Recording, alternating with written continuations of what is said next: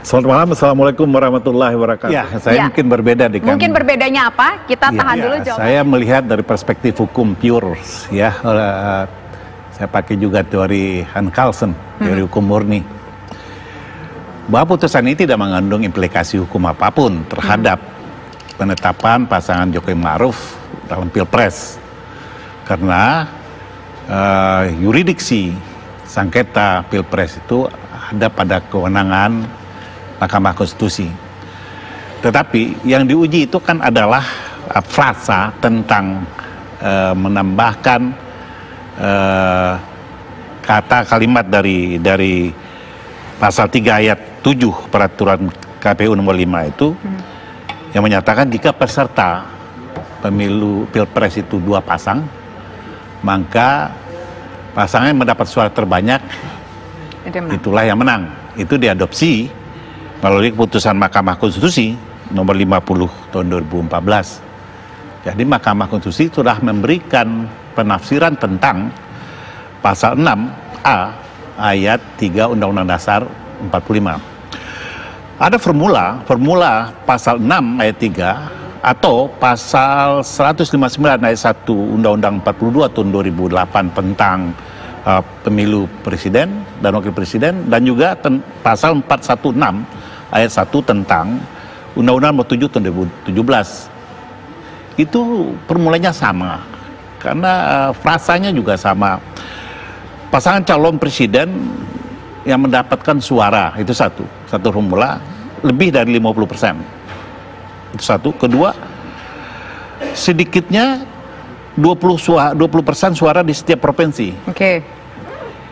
Yang 3 tersebar di lebih dari setengah jumlah provinsi. Itu pasal 461 itu ya? Ya, itu pasal 6A ayat 3, pasal 159 ayat 1 Undang-Undang 42 tahun 2008, pasal 416 ayat 1 Undang-Undang nomor 7 tahun 2017. Kalau kita lihat hasil dari Pilpres itu, suara sah di 3 provinsi dan plus luar negeri itu 154.257.601 suara. Jokowi Ma'ruf Amin mendapat 85.607.362 suara, 55,50%. Sedangkan Prabowo Sandi dapat 68.650.239.000. Jadi 44,50%. Dan formula pertama terpenuhi lebih dari 50%. Oke. Lalu persebarannya, Jokowi Ma'ruf Amin menang di 21 provinsi dan perolehan suaranya lebih dari 50%. Sedangkan Prabowo Sandi hanya unggul di 13 provinsi dengan suara lebih dari 50%. Terpenuhi formula kedua. Nah, jumlah provinsi di Indonesia hanya 34.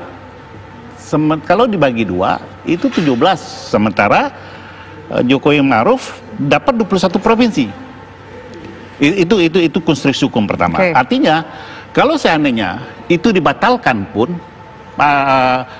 pasal 3 peraturan KPU itu ayat 7 tidak mempengaruhi apapun. Karena masih bisa kembali ke pasal 416 ayat 1 Undang-Undang nomor 7 tadi. Iya sama, karena dia memenuhi itu. Memenuhi tadi ya. Kita ambil tidak usah ditambah, diadopsi oleh putusan Mahkamah Konstitusi. Peraturan KPU itu sudah terpenuhi. Oke, itu sudah terpenuhi tanpa melakukan gugatan pun, artinya tanpa melakukan gugatan KMA pun berarti sudah terpenuhi melalui Undang-Undang tentang Pemilu tahun 2000. Sangat sederhana. Jika frasa pasal 3 ayat 7 itu peraturan KPU tidak ditambah, disamakan dengan pasal 416 Undang-Undang nomor 7, maka persyaratan untuk menjadi pemenang itu telah terpenuhi.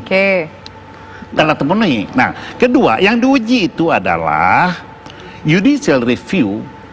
Ada judicial review, ada constitutional review sebenarnya. Kita campur aduk nih. Judicial review itu pengujian undang-undang dengan peraturan di bawahnya atau undang-undang sama undang-undang, itu domainnya, yuridiksinya Mahkamah Agung. Jadi pengujian undang-undang dengan undang-undang dasar itu constitutional review, itu domainnya Mahkamah Konstitusi. Nah, sengketa Pilpres diberikan delegasi ke Mahkamah Konstitusi. Yang diuji kemarin itu adalah materi peraturan KPU nomor 5 tahun 2019, khususnya pasal 3 ayat 1 yang mengadopsi putusan Mahkamah Konstitusi yang menafsirkan pasal 6A ayat 3 tentang ya pemenang pemilu dengan 2 pasang calon dengan suara terbanyak. Ya. Tanpa ada prasa ada itu, MA itu juga. tanpa ada prasa itu, Jokowi Ma'ruf sudah menang. Sudah memenuhi apa yang dimandatkan Undang-Undang Dasar, apa yang dimandatkan Undang-Undang Nomor 42, apapun yang dimandatkan Undang-Undang Nomor 7 tahun 2017. Nah, yang ketiga adalah keputusan Mahkamah Konstitusi itu tentu dia berdiri sendiri, tidak bisa dibatalkan oleh putusan manapun. Mahkamah Agung dia punya sendiri yurisdiksi yang juga menjadi produk hukum sendiri. Ya. Tidak boleh, jangan dibenturkan itu, ya, karena dia punya kewenangan berbeda tuh. Karena Mahkamah Agung luas sekali kewenangan itu, tidak hanya soal pengujian, tapi juga mengadili segala aspek hukum. Ya, nah kita tidak boleh benturkan itu, tetapi keputusan Mahkamah Konstitusi menjadi hukum baru atas undang-undang yang telah dibuat. Bersifat progresif ke depan begitu? Nah, atas undang-undang yang telah dibuat. Ini Mahkamah Konstitusi dulu. Undang-undang yang telah disahkan bisa diuji dia di Mahkamah Konstitusi dan bisa dibatalkan sebagian atau diperbaiki sebagian. KPU itu punya kewenangan. Coba ke Bang dan juga tidak diberikan delegasi. Makanya dia diuji kewenangan itu.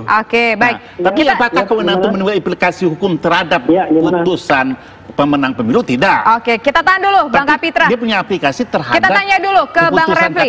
Bang Refli, ini ada soal. Nggak bisa begitu.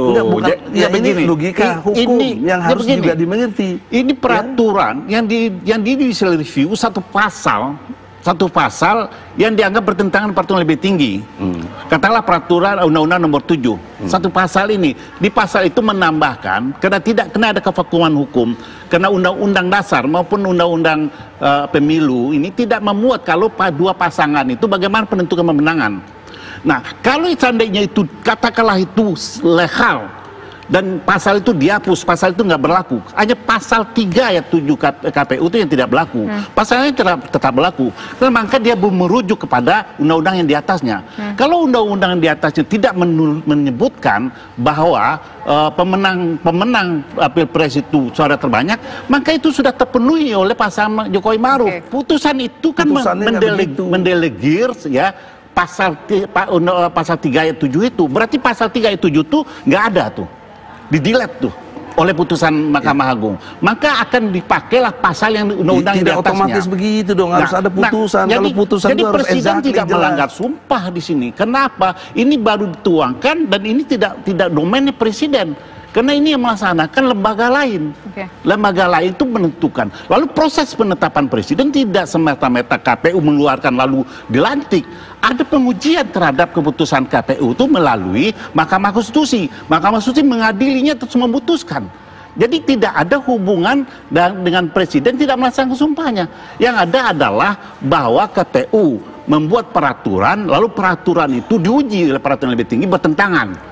Tapi tidak membatalkan hasil Pilpres. Nah, itu sifatnya kalimat dari demi Allah menjalankan presiden tidak itu bisa undang-undang berlaku ke belakang, harus berlakunya ke depan perspektif. Tidak berlaku surut. Tidak berlaku surut, dia berlaku ke depan jadinya. Saya nggak persoalkan berlaku surut. Jadi ke depannya urusan saya itu. Urusan harus saya ada perbaikan terhadap setelah tanggal undang-undang mulai tanggal 28 ya, mengikat. Apakah itu bisa membatalkan hasil dalam Pilpres? perspektif hukum nggak bisa begitu karena dia tidak membatalkan keputusan kenapa ada pendapat ini disebut ilegal? Boleh. Oh nggak itu pendapat. Bagaimana mungkin itu ilegal? Karena dia hukum tata negara mungkin begini. Payung hukum pelantikan presiden itu berdasar keputusan Mahkamah Konstitusi yang dituangkan dalam putusan KPU. Yang menyatakan. Jadi ilegal tuh kalau dia tidak punya payung hukum. Payung hukumnya dia dibatalkan. Payung hukum. Baik. Kita ke pakar hukum tata negara dulu deh. Kita tahan dulu Bapak-bapak di studio. Syarat yang ada di Undang-Undang Dasar. Nggak begitu. Baik. Coba deh kita tahan dulu deh. Saya nggak berani komentar soal yang itu ya. Coba kita tanya dulu deh. Saya sederhana aja. Sengketa Pilpres selesai sudah. KPU menerbitkan keputusan, lalu keputusan diuji di Mahkamah Konstitusi. Mahkamah Konstitusi mengeluarkan keputusan, dan itu sebagai legitimasi. Nah, ada putusan Mahkamah Agung, dan ini mengikat semua masyarakat, semua institusi pemerintah mengikat. Mengikat untuk apa? Untuk membatalkan pasal 3 ayat 7 peraturan KPU itu.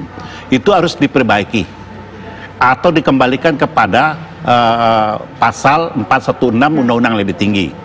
Nah, itu tentu tidak bisa diberlakukan ke belakangnya. Oke. Ya, kalau seandainya itu pun diberlakukan ke belakang, maka pemenang Pilpres tetap aja Jokowi Ma'ruf Amin. Oke, baik. Karena dia telah memenuhi itu. Tapi ke depan sebagai perspektif hukum, ini harus diberlakukan.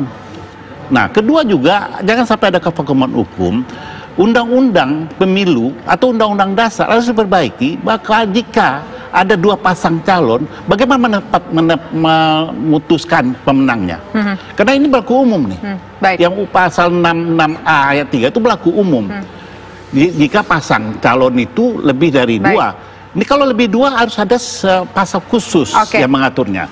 Dan sebentar, saya ingin katakan bahwa setiap putusan Mahkamah Agung, putusan Mahkamah Konstitusi, dia mengikat semua instansi yang ada. Dan itu dihormati. Terakhir.